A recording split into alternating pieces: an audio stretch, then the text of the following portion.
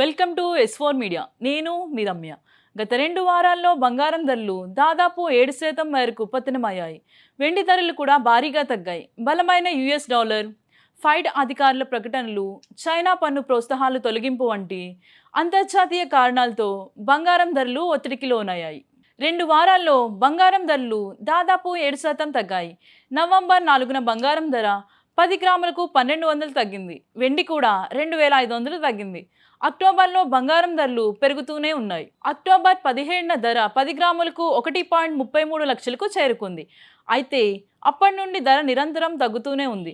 గత 2 రోజుల్లో బంగారం ధరలు కూడా తగ్గాయి. మంగళవారం ఢిల్లీ బులియన్ మార్కెట్లో 99 స్వచ్ఛతా బంగారం ధర 10 గ్రాములకు 1200 తగ్గి 1,24,100కు చేరుకుంది.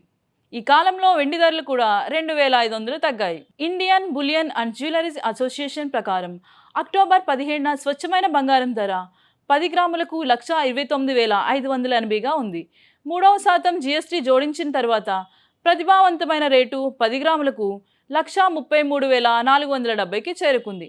ఇది ప్రస్తుత స్థాయిలో పోలిస్తే 9,371 లేదా దాదాపు 7% తగ్గుదల. బలమైన యుఎస్ డాలర్స్ డిసెంబర్లో మరిన్ని రేట్ల కోతలను తోసిపుచ్చిన ఫెడ్ అధికారుల ప్రకటనల కారణంగా మంగళవారం బంగారం ఒత్తిడిలో ఉంది. దీని ఫలితంగా డాలర్ ఇండెక్స్ 0.12% పెరిగి 99.99కి చేరుకుంది. ఇది 3 నెలల గరిష్ట స్థాయి. ఇది అంతర్జాతీయ మార్కెట్లో బంగారం బలహీనపడింది. పెట్టుబడిదారులు లాభాలను నమోదు చేసుకున్నారు. దీనితో పాటు వెండి కూడా భారీగా తగ్గింది. సోమవారం నాడు కిలోకి 2,500 తగ్గి 1,51,500కు చేరుకుంది.